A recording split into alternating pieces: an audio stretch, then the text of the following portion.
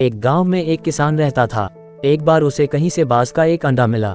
उसने वह अंडा मुर्गी के अंडे के साथ रख दिया। मुर्गी उस अंडे को अन्य अंडों के साथ सेने लगी। कुछ दिनों में मुर्गी के अंडे में से चूजे निकल आए और बाज के अंडे में से बाज का बच्चा।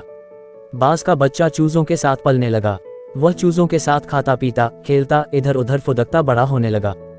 चूजों के साथ रहते हुए उसे कभी एहसास ही नहीं हुआ कि वह चूजा नहीं बल्कि बाज है। वह खुद को चूजा ही समझता था और हर काम उन्हीं की तरह करता था। जब उड़ने की बारी आई तो अन्य चूजों की देखा देखी वह भी थोड़ी ही ऊंचाई तक उड़ा और फिर वापस जमीन पर आ गया। उसका भी ऊंचा उड़ने का मन करता, लेकिन जब वह सबको थोड़ी ही ऊंचाई तक उड़ता देखता तो वह भी उतनी ही ऊंचाई तक उड़ता। ज्यादा ऊंचा उड़ने की वह कोशिश ही नहीं करता था।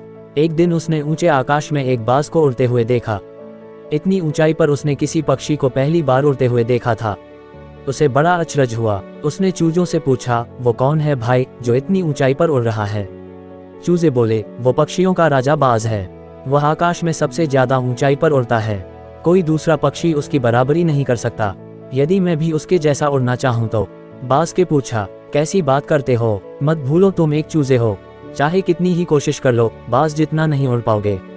इसलिए व्यर्थ में ऊंचा उड़ने के बारे में मत सोचो। जितना उड़ सकते हो उतने में ही खुश रहो।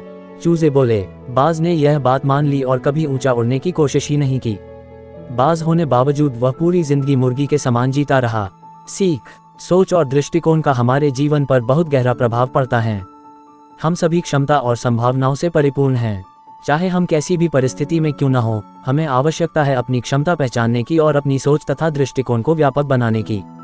हम स्वयं को चूजे समझेंगे तो चूजे ही बनेंगे और बाज समझेंगे तो बाज बनेंगे। खुद को कम न समझें, अपनी क्षमता को सीमित न करें, बाज बने और जीवन में ऊंची उड़ान भरें।